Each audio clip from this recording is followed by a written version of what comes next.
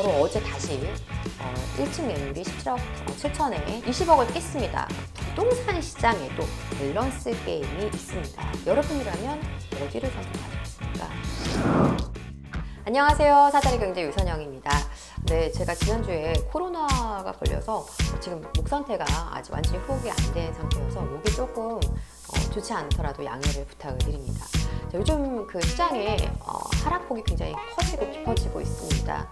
그래서 오늘은 이 전체적인 시장의 어떤 그 움직임을 시장의 균형 찾기를 통해서 한번 짚어보고 어떻게 향후에 시장이 움직여 갈 것인지 이런 거에 대한 이야기를 좀 나눠보려고 합니다. 시장에 대한 동향도 함께 좀 살펴보려고 하니까요. 계속 관심 갖고 얘기를 좀 들어봐 주시기 바랍니다. 자, 우선 제가 말씀드렸던 시장의 흐름을 이해하기 위해서 균형 찾기라는 걸 통해서 하려고 하는데요.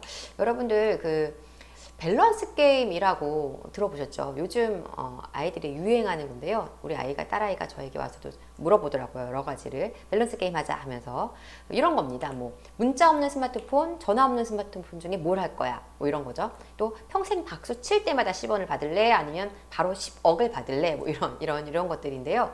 이 부동산 시장에도 밸런스 게임이 있습니다. 이 부동산 시장은요.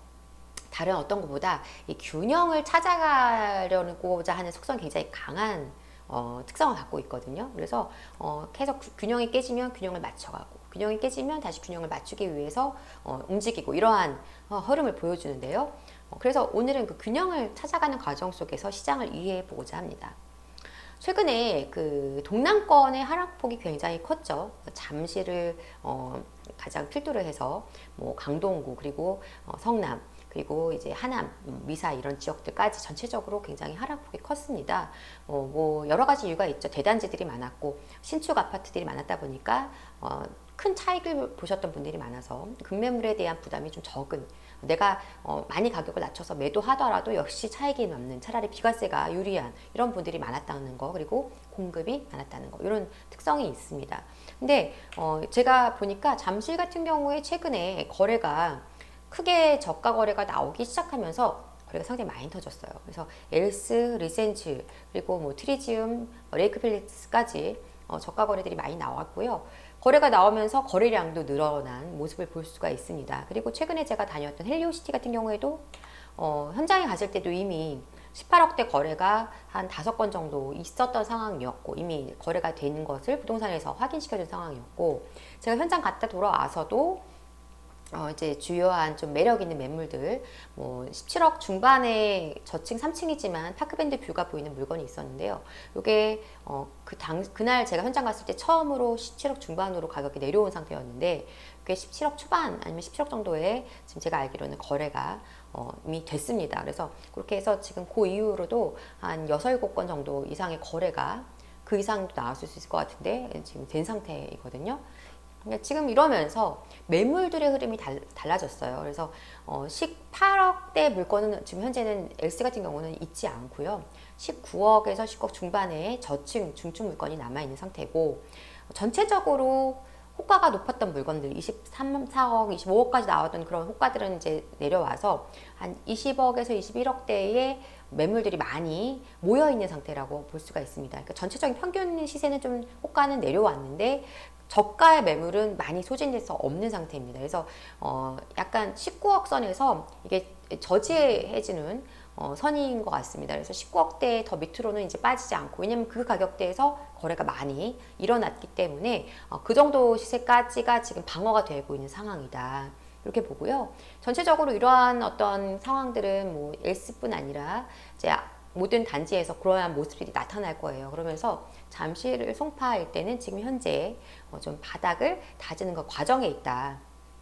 지금 이 시세가 완전 바닥이라고 말씀드릴 수는 없겠지만 지금 바닥을 다져가는 과정 안에 있습니다. 그래서 조금 더 가격이 내려올 수는 있어도 크게 더 많이 빠지기는 좀 어려운 어떤 모습을 보여주고 있다, 이렇게 좀 정리하고 싶고요. 이렇게 되면서 지금 또 관심을 기울이게 되는 것이 이제 대치 음마 아파트인데요. 최근에 뭐 그 정비 계획 심의안이 통과가 돼서 심의가 돼서 통과가 된 상태고 뭐 재건축이 빨리 갈 수 있는 어떤 환경이 만들어졌음에도 불구하고 최근에 20억을 깨고 19억 얼마의 거래가 됐다 이렇게 이슈가 된 바로 어제 다시 1층 매물이 17억 7천에 거래가 나왔습니다. 굉장히 많은 가격 하락폭의 큰 물건인데요. 물론 1층이니까 조금 더 가격이 저렴할 수는 있지만 그렇다 하더라도 17억 7천은 좀 가격이 많이 낮죠. 제가 이 음마 아파트 같은 경우에는 부동산을 통해서 확인했던 내용이 있었어요. 그래서 최근에 한 1, 2주 사이에 3건, 4건 이상의 거래가 된 걸로 알고 있고요. 아마 17억 7천 매물이 그 물건인지는 모르겠는데 굉장히 급한 매물이 하나 있어서 밤 사이에 급히 처분한 물건이 하나 있는 것으로 알고 있어요. 매도자분의 아주 급한 사정으로 자금적인 문제로 인해서 그렇게 거래가 된 게 있고, 잠실주공 5단지도 보시면 최근에 20억을 깼습니다. 그래서 19억 850만 원에 역시 1층 물건이 거래가 됐는데요. 이것도 역시 지금 잠실주공 5단지 같은 경우에도 고가 거래되는 거는 28, 9억, 30억 바라보는 시세에 거래가 됐던 상황에서 지금 19억대가 나왔다는 것은 굉장히 많은 하락폭의 큰 거래가 나온 것이죠. 이렇게 되면 지금 우리가 동남권 시세가 전체적으로 가격이 많이 빠지면서 약간의 균형이 깨진 상태죠. 그러면 이제부터는 우리가 밸런스 게임을 해볼 수가 있죠. 자, 볼까요? 여기는 마포입니다. 마포 지금 마레프를 기준으로 하면 대략 18억. 그리고 여기는 바로 잠실입니다. 잠실 19억. 자, 여러분이라면 어디를 선택하시겠습니까? 네. 좀 비교적 답은 명확해 보이는데요. 아무래도 최고가가 27억에 27, 8억까지 들어갔었던 잠실 같은 경우 지금 가격이 많이 조정되어 있다 보니까 잠실로 사람들의 선택지가 옮겨갈 수밖에 없겠죠. 다음 볼게요. 레미안 옥스리버제입니다. 성동구에 있는. 옆에는 음마입니다. 자, 거주에 대한 부분을 배제하고 어떤 부동산의 가치로서 봤을 때 두 아파트를 내가 19억 자금 들고 있다면 뭘 선택할까요? 이것도 역시 좀 명확해 보이죠. 그래서 지금 이렇게 현재 시세가 조정이 크지 않았던 아파트들, 동작구, 마포구, 성동구, 광진구, 동마용성 광이라는 곳 중에서 그 용산을 제외한, 용산은 이제 좀 굉장히 강력한 호재가 있다 보니까 제외를 하고 봤을 때 말입니다. 이 지역이 잘 버텼던 이유는 수요가 탄탄한 부분이 일단은 있었고요. 굉장히 선호하는 지역들이고 어느 정도 대기업 직장을 갖고 계신 분들이나 아니면 뭐 좀 소득 수준이 높은 분들이라면 굉장히 좋아하시는 지역들 중에 하나이고, 또 하나는 뭐냐면 바로 10억 초과 대출에 대한 규제로 이분들이 갈아타게 할 곳이 없었다는 것이 시세가 견고하게 있었던 이유 중에 하나입니다. 그러니까 뭐 마포에 내가 뭐 마레프를 갖고 있다거나 그랑자를 갖고 있다거나 이랬을 때 내가 저기 강남을 좀 가고 싶은데 15억 대출이 딱 걸려버린 거예요. 그전에는 그런 게 없었기 때문에 어느 정도 대출을 활용해서 내가 집을 들고 있었다면 이제 대출 없이 현금으로 강남 아파트 살 수 없는 상황이 되다 보니까 이동이 안 되시는 거죠. 또 반대로 나갈 수도 없지만 또 들어오실 분들 역시 뭐 15억, 16억, 17억 이미 15억을 넘어가는 시세가 다 되어 있다 보니까 이 지역 내로 들어오시려면 대출을 받지 못한다는 것입니다. 그러다 보니까 들어올 사람도 제한이 걸리고 나갈 분들도 갈 곳이 없어 제한이 걸리다 보니 시세가 비교적 견고한 상황이었는데, 지금 이 지역에 이제 변수가 생기겠죠. 왜냐하면 12월부터 15억 대출 규제가 풀리게 됩니다. 그러면 아까처럼 마포와 잠실을 놓고 고민한다면 잠실이 좀 더 좋은 선택지가 될 것이고, 또 강남도 내가 조금의 자금이 모자라서 이동 못했던 분들이라면 강남도 욕심내볼 수 있는 상황이 될 것이고, 그렇게 되면은 이제 이 마포 그리고 성동구 일대 아파트 시세가 조금은 조정을 받을 수밖에 없는 상황이 될 것이다, 이렇게 판단을 하는 거고요. 뭐 이 지역이 가격이 떨어진다 해도 크게 우리가 마음에 힘들 필요는 없어요. 왜냐하면 내 위에 상단에 있는 아파트도 하단에 있는 아파트도 다 같이 가격이 빠졌기 때문에 내 것만 빠지면 안 되지만 같이 전체적으로 시세가 내려오고 있기 때문에 사실상은 크게 어떤 손해보고 있는 상황은 아니다라고 생각하셔도 될 것 같고, 무엇보다 지금 요 일대가 지금 앞으로 이제 조정폭이 크지 않았기 때문에 하락을 한다는 것을 우리가 왜 알아야 하냐면, 지금 저기는 경고에서 잘 버텨주니까 저기를 살까 하시는 분들이 지금 들어가시면 안 된다는 겁니다. 조금 더 지켜보시는 게 맞겠고요. 조정이 된 이후에 들어가도 늦지 않다. 매수하실 분들은 그렇게 보시는 게 맞겠고요. 만약에 내가 마포나 성동에서 갈아타기를 하고 싶다면 시기를 더 기다리시지 말고 좀 빠르게 다른 분들보다 먼저 치고 나오면서 매도를 하시는 게 제가 볼 때는 좀 더 유리한 상황이 아닐까. 아니면 더 아예 그냥 버티시는 게 맞겠고요.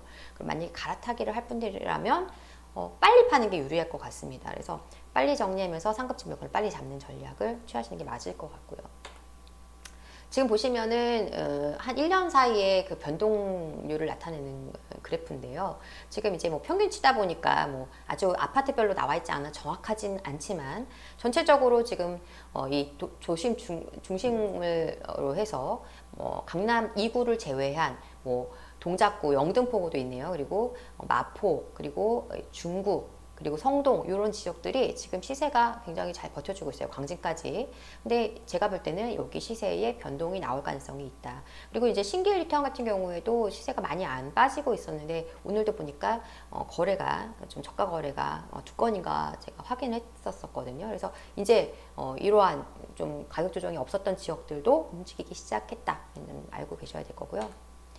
그래서 남은 거는 이제 강남 2구입니다. 강남 2구인데 이곳들은 시세가 굉장히 견고해요.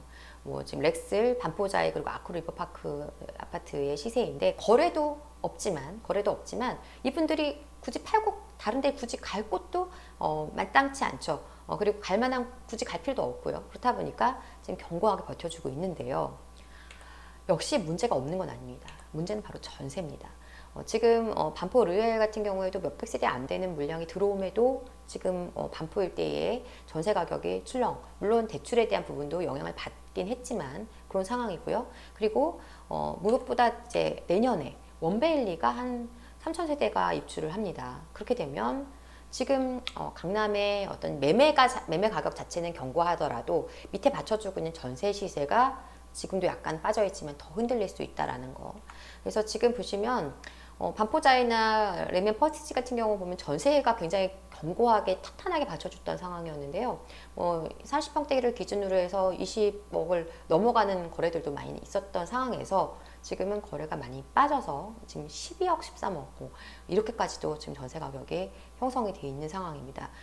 아무리 강남에 현금을 많이 갖고 계신 분들이라고 하더라도 현금을 뭐 4, 5억 이상을 그냥 전세가 빠졌으니까 내줄 수 있는 분들 많지는 않겠죠. 그래서 이 전세가 강남의 시세를 조금 흔들 수 있는 어떤 악재가 될 수 있을 것이다. 이렇게 판단하고요. 결국은 전체적으로 균형을 맞추면서 조정받으면서 내려가는 상황이 되는 것입니다. 그래서 함께 같이 안 내려갔던 것들도 내려가고 하면서 전체적으로 가격이 빠지는 상황이 될 거예요. 그래서 지금 이런 상황은 본질적인 문제, 이 금리가 해결되지 않는 한 쉽게 풀리긴 좀 어려울 것이다 이렇게 판단하는데요. 금리가 항상 악영향을 주는 건 아닙니다만 굉장히 짧은 시간 안에 빠른 어떤 금리 인상으로 인해서 지금 시장에 주는 충격이 굉장히 크다.